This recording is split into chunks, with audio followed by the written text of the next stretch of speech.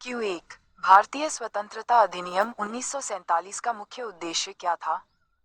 ए. संघीय ढांचा लागू करना। बी. संविधान लागू करना। सी. सत्ता का हस्तांतरण करना। डी. प्रांतीय स्वायत्तता बढ़ाना। उत्तर सी। Q2 अधिनियम के तहत भारत को किस प्रकार की स्थिति मिली? ए. संप्रभु गणराज्य। बी. उपनिवेश। सी. Dominion status. डी. संरक्षित राज्य। उत्तर सी। Q3 निम्न में से कौन सा अधिनियम 1947 का प्रत्यक्ष परिणाम था? ए. मौलिक अधिकार। बी. भारत पाक विभाजन। सी. राष्ट्रपति पद। डी. Supreme court. उत्तर बी। Q4 स्वतंत्रता अधिनियम किस योजना पर आधारित था? A. Cripps mission. B. Cabinet mission. C. Mountbatten योजना। डी. साइमन आयोग। उत्तर सी। Q5 ब्रिटिश पैरामाउंट सी किस पर समाप्त हुई? ए. प्रांतों पर। बी. रियासतों पर। सी. गवर्नर जनरल पर। डी. ब्रिटिश संसद पर। उत्तर बी। Q6 अधिनियम कब लागू हुआ? ए. 18 जुलाई 1947। बी. 14 अगस्त 1947। सी. 15 अगस्त 1947। डी. 26 जनवरी 1950। उत्तर सी। Q7 भारत के प्रथम गवर्नर जनरल कौन थे? A. Nehru. B. Lord Wavell. C. Lord Mountbatten. D. C. Rajagopalachari. उत्तर सी। Q8 संविधान सभा को किस प्रकार की शक्ति प्राप्त हुई? ए. केवल संविधान निर्माण। बी. सीमित विधायी। सी. पूर्ण विधायी। डी. केवल सलाहकारी। उत्तर सी। Q9 निम्न में से कौन सा पद समाप्त किया गया? A. Governor. B. Viceroy. C. Secretary of state for India. D. प्रधानमंत्री। उत्तर सी। Q10 भारत पाक सीमा निर्धारण किसने किया? ए. माउंटबेटन। बी. रेडक्लिफ। सी. जिन्ना। डी. नेहरू। उत्तर बी। Q11 1947-1950 के बीच भारत किसके आधार पर शासित हुआ? ए. संविधान। बी. स्वतंत्रता अधिनियम। सी. संशोधित भारत सरकार अधिनियम 1935। डी. Cabinet mission. उत्तर सी। Q12 अधिनियम किस संसद द्वारा पारित किया गया? ए. भारतीय। बी. ब्रिटिश। सी. पाकिस्तान। डी. राष्ट्रमंडल। उत्तर बी। Q13 भारत कब पूर्ण संप्रभु बना? ए. 15 अगस्त 1947। बी. 18 जुलाई 1947। सी. 26 जनवरी 1950। डी. 3 जून 1947। उत्तर सी। Q14 पाकिस्तान का गठन किस दिन हुआ? ए. 15 अगस्त 1947। बी. 14 अगस्त 1947। सी. 18 जुलाई 1947। डी. 26 जनवरी 1950। उत्तर बी। Q15 निम्न में से कौन अधिनियम की सीमा लिमिटेशन थी? ए. लोकतंत्र। बी. मौलिक अधिकार। सी. सीमित संप्रभुता।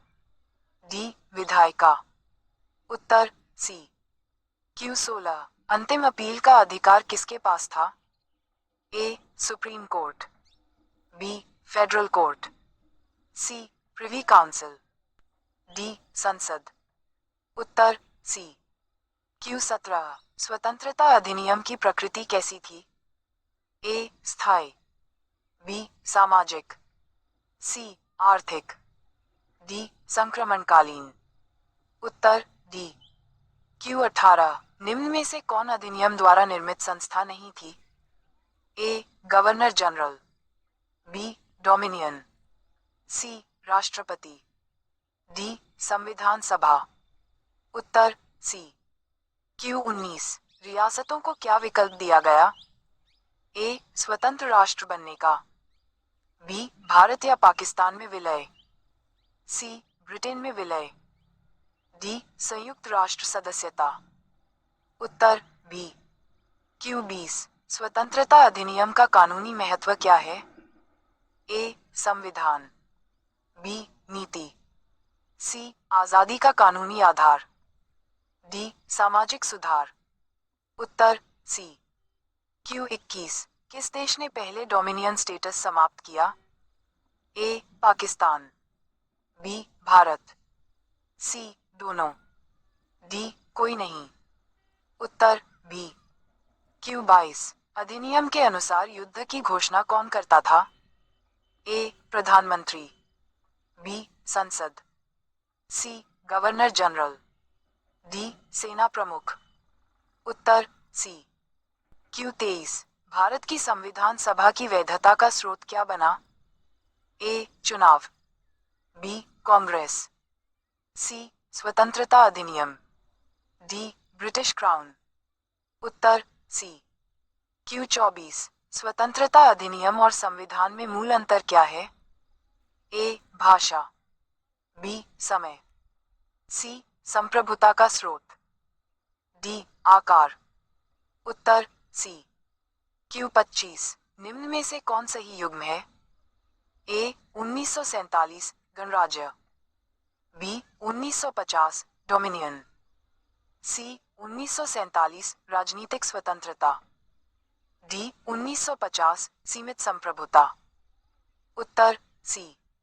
क्यू 26 भारत सरकार अधिनियम 1935 का उपयोग क्यों हुआ? ए संविधान न होने के कारण, बी ब्रिटिश दबाव, सी राजनीतिक अस्थिरता, डी आर्थिक कारण। उत्तर ए। क्यू 27 अधिनियम का सबसे बड़ा ऐतिहासिक परिणाम क्या था? ए औद्योगिकरण, बी सामाजिक सुधार, सी औपनिवेशिक शासन का अंत, डी भाषा एकता।